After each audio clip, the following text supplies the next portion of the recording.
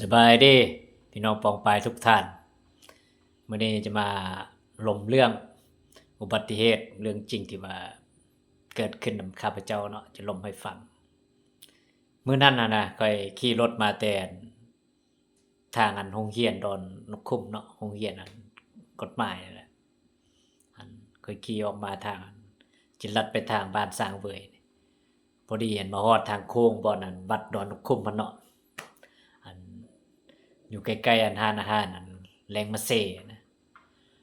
แล้วอันบัดนี้มันมีอันหม้อหนึ่งหั้นขี่รถจักรทางออกมาเนาะข้อยก็กำลังขี่รถไปเพราะว่ามันเป็นเส้นทางอันซื่อที่ออกไปทางอันบ้านสร้างเวยอะนะแล้วบัดนี้หม้อนั้นขี่รถจักรออกมาทางอันร้านอาหารอันแหลมมะเซ่แล้วขี่ทางออกมาเลยนะเราบ่เบิ่งใต้เบิ่งเหนืออะไรบัดนี้แล้วบัดนี้ข้อยก็พอดีขี่รถไปเนาะทางอันปากคลองอะนะแล้วบัดนี้เลาหันมาตำรถข้อย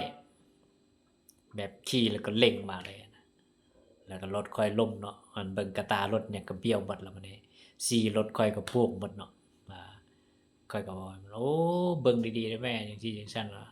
จะออกจากอันพร้อมอิหยังก็เบิ่งรถเบิ่งหยังก็แล้วบ่แม่นว่าจะเร่งอันแบบอัน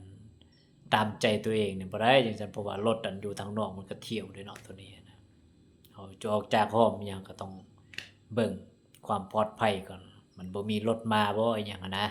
อันนี้บ่ว่าผู้ใดดอกตัวนี้นะอ่าแล้วข้อยก็ล้มอยู่หั่นแหละบัดนี้รถข้อยก็น้อยอยากเพหลายเติบนั่นแหละแต่ว่าหมอนมันเที่ยงอันเว้าไปเว้ามาแบบอันบ่ยอมรับผิดหั้นนะแบบอันแล้วอันซัมบ่นำนี่ยังมาว่าให้ข้อยนี่มิจฉาชีพอีกอันนั้นโอ้มื้อนั้นข้อยใจหายแต่ว่ามื้อนั้นคันผู้อื่นนี่เขาปรับใหม่ไปแล้วหมอนี่แบบอันทั้งๆที่ว่าเฮ็ดผิดเนาะแล้วก็บ่ยอมรับผิดหั้นนะแล้วมาใส่ร้ายข้อยอีกหั้นนะอันหมอนี่นะนิสัยบ่ดีแล้วข้อยก็บอกเลาอันบอกเลาขอโทษข้อยนะคันบ่ขอโทษข้อยจะเอาเรื่องบอกเลาเอาเราขี่รถออกมาจากโฮมเนาะอันร้านอาหารแลมาเซ่แล้วอันมาตำมาเกาะรถข้อยน่ะกะตามีหยังก็เพหมดบัดนี้ โกบมีหยังก็มันก็อยากอันซี้มีหยังมันอยากล่าหมดอะเนาะข้อยก็เว้าตามความจริงนั่นล่ะแล้วลาวแล้วมันมาใส่ร้ายข้อยอีกว่าข้อยเป็นมิจฉาชีพซั่นอ้าวหม้อนี่คือว่าเป็นจังได๋ว่าคันแม่นผู้อื่นนี่เอาเรื่องมันแล้วตัวนี้อะนะอยู่บ่อยู่เนาะจะมาก้าวก่ายทั้งๆที่ว่าตัวเองตำรถเข้าน่ะยังบ่ยอมรับผิดอีกนี่อันแล้วยังมาเว้าจังซั่นอีกอะนะโอ้ของข้อยก็ว่าอ้าวอันนี้ เจ้าจะออกจากหอมเนาะเจ้าก็ต้องเบิ่งไตเบิ่งเหนือเบิ่งซ้ายเบิ่งขวาหยังเนาะเพื่อความปลอดภัยอะนะรถมันแล่นทางซื่ออยู่แล้วรถนะอัน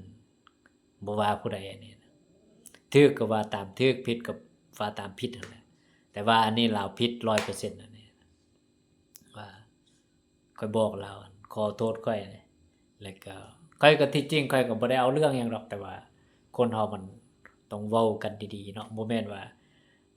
บ่แม่นแบบว่าตัวเองเฮ็ดผิดแล้วล่ะหยังจะว่าตัวเองถูกอะนะแบบนั้นบ่ได้นั่นนะบ่ว่าผู้ใดนี่รวมทั้งข้อยพร้อมนี่เอาว่าถูกก็ว่าถูกเนาะตัวนี้นะเพราะว่าถ้าว่าผิดก็ว่าผิดอะนะมันมันต้องอันยุติธรรมนำกันนั่นแหละแล้วยังมาเถียงข้อยอีกยังมาเว้าอันเสียงดังใส่ข้อยอีกโอ้หมอนี่มันแม่นแนวใดวะอัน มาตำรถข้อยอันแล้วยังจะมาเอาผิดข้อยมันบ่แม่นละตินั่นเนี่ยมันแม่นละข้อยแต่ว่าโอ้เจ้าต้องอันขอโทษข้อยเด้คันบ่ขอโทษข้อยจะเอาเรื่องเจ้าได้อันเจ้าอันมาตำข้อยแล้วยังจะมาว่าให้ข้อยมิจฉาชีพอีกนี่บ่ได้จังซี่รถข้อยก็เพเนาะจังซี่ซั่นที่จริงข้อยก็บ่ได้เอาเรื่องหยังดอกแต่ว่าเราก็ต้องมีบ่ว่าผู้ใดเนาะต้องมีการอันขอโทษอันนี้อันนั้นอะนะเพื่อ เป็นอันคุณงามความดีเนาะคนเราเฮ็ดถูกนี่เราก็ชมเชยถ้าว่าเฮ็ดผิดแล้วก็มาว่าตัวเองถูกนี่โอ้บ่มักแท้ๆตัวนี้เรานะอาแล้วข้อยก็บอกเลาขอโทษข้อยแล้วเลาก็ขอโทษข้อยแล้วก็ข้อยก็บ่ได้เอาเรื่องเลาเพราะว่ารถเลามาต่ำขี่ทางออกมาเนาะมาต่ำรถข้อยเฮ็ดรถข้อยเผยังอันมาเว้าอัน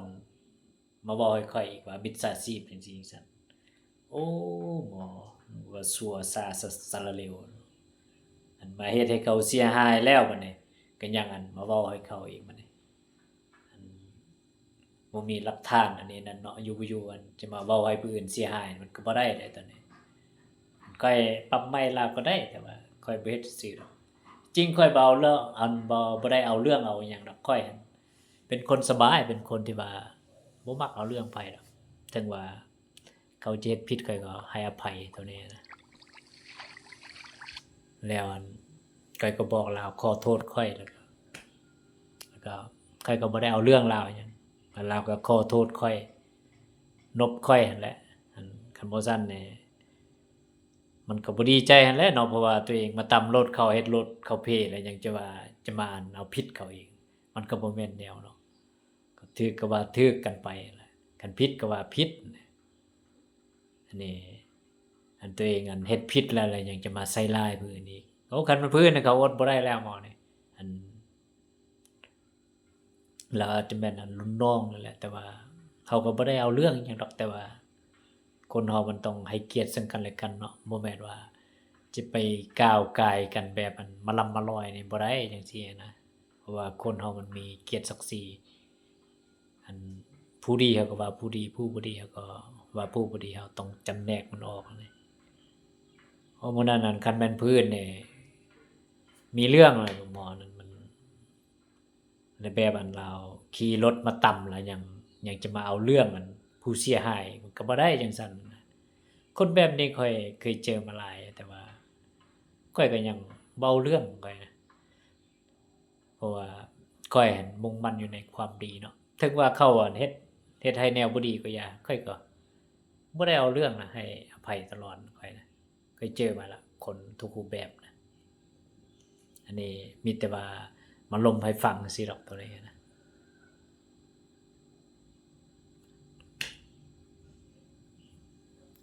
คือว่าแหละเนาะแบบอันคันตัวเองขี่รถไปต่ำเขาอิหยังก็ต้องมีความรับผิดชอบเนาะตัวนี้ขอโทษหรือว่าผู้เสียหายเรียกร้องอยากกันซื้อเครื่องอันอะไรรถมีหยังใส่ก็ซื้อใส่ให้เขานั่นแหละคันเอาต่อรองกันบ่ได้ก็คันตัวเองมีหรือว่าถ้าว่าฐานะบ่ดีบ่มีหยังก็ยุ่นย่านกันได้เนาะตัวนี้นะเพราะว่าเราเป็นคนลาวคือกันน่ะเราเว้ากันดีๆบ่แม่นว่าจะไปใส่ร้ายกันจังซั้นมันก็บ่ได้เนาะอืมอันลาวนั่นน่ะแบบอันบ่มีจิตสำนึกหยังเลยหมอนั่นแบบอัน